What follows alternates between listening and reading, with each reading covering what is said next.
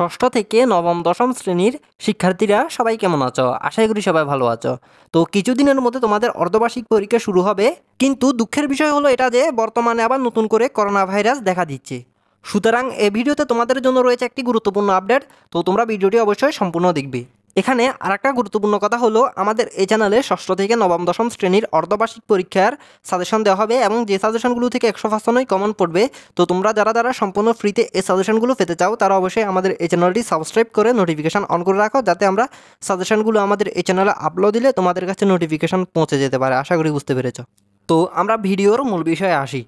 ষষ্ঠ থেকে নবম শ্রেণীর অর্ধবার্ষিক পরীক্ষা 24 জুন থেকে 10 জুলাই পর্যন্ত, দশম শ্রেণীর প্রাক নির্বাচনী পরীক্ষা 1 সেপ্টেম্বর থেকে 15 সেপ্টেম্বর পর্যন্ত।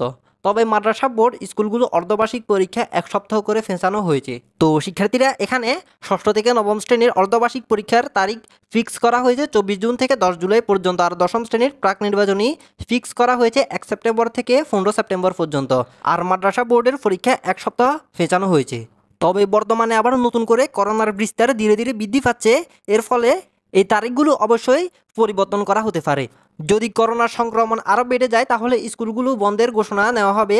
স্কুল বন্ধ হলে অর্ধবার্ষিক ও প্রাক নির্বাচনী পরীক্ষা ফেঁচানো হবে, আর লকডাউন বা জরুরি পরিস্থিতি যদি তৈরি হয় তাহলে অর্ধবার্ষিক ও প্রাক নির্বাচনী পরীক্ষা সংক্ষিপ্ত করে নেওয়া হবে।